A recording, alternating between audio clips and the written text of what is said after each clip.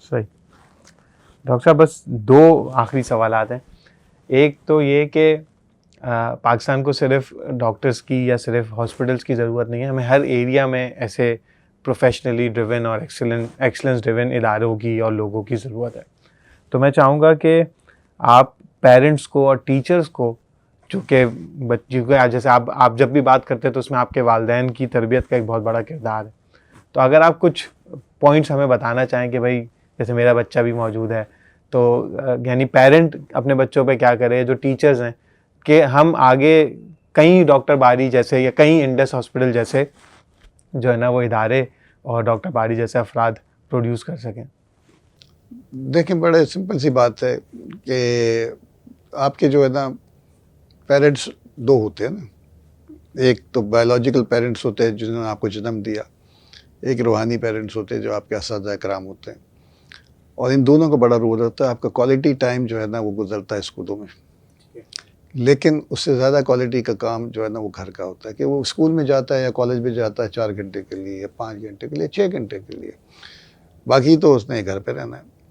तो सबसे ज़्यादा रोल वहीं से शुरू होता है और वो जो बचपन से शुरू हो जाता है। जैसे मैंने कहा कि अगर घर में नमाज नहीं है तो बच्चा नमाजी नहीं हो सकता, आप जितना भी कोशिश कर देंगे। तो हम सबको जब अपनी अपनी ज़िंदगी को उसी तरह का होगा, विजन ही पहले बाप होगा तो विजन ही बच्चे होंगे, क्योंकि वो देखता है। मेरा बच्चा जब बड़ा बेटा जब 5 साल का था और उसका एडमिशन होना था स्कूल, तो मेरी फैमिली गई हुई थी पेशावर। तो वो मेरे साथ यहाँ था, मैं उसको भाई के घर छोड़ता था सुबह और फिर हॉस्पिटल काम करके मैं वापसी में ले रहा था। तो क्लिफ्टन में रहते थे, तो जो 3 तलवार के ऊपर एक सिग्नल है, तो वो गाड़ी रुकी हुई थी, तो वो बच्चे कोई मैं पैसे मांगने आने मांगते हैं तो जैसे, तो मैंने उसको दे दिया, उसको दे दो थोड़ा सा। वो देने के बाद मुझे कहते हैं, बाबा आपने अस्पताल बनाया, आपने बड़ा अच्छा काम किया है, लेकिन क्या ये अच्छा नहीं होता कि आप एक बहुत बड़ा घर बनाते और उसमें इन बच्चों को रखते और उनके लिए। अब उसको मैंने कहा नहीं है उसको। मेरी एक आदत थी कि मैं जो मंजिल सुबह पढ़ता था, और अब याद हो जाती है जब इतनी दफ़ा पढ़ते हैं, तो जब गाड़ी में बैठा तो गाड़ी में पढ़ते रहता था, बच्चे स्कूल साथ जा रहे हैं। तो एक दिन बड़ा बेटा जब ये कोई 2 साल का था शायद, तो एक दिन ये अलहम शरीफ इसने पढ़ना शुरू कर दी खुद ही। तो मैंने कहा, वाइफ से पूछा कि तुमने याद कराई है इसको? कह रही मैंने तो याद नहीं कराई। तो आपने याद कराई क्या? मैंने कहा नहीं, मैंने भी याद नहीं कराई है।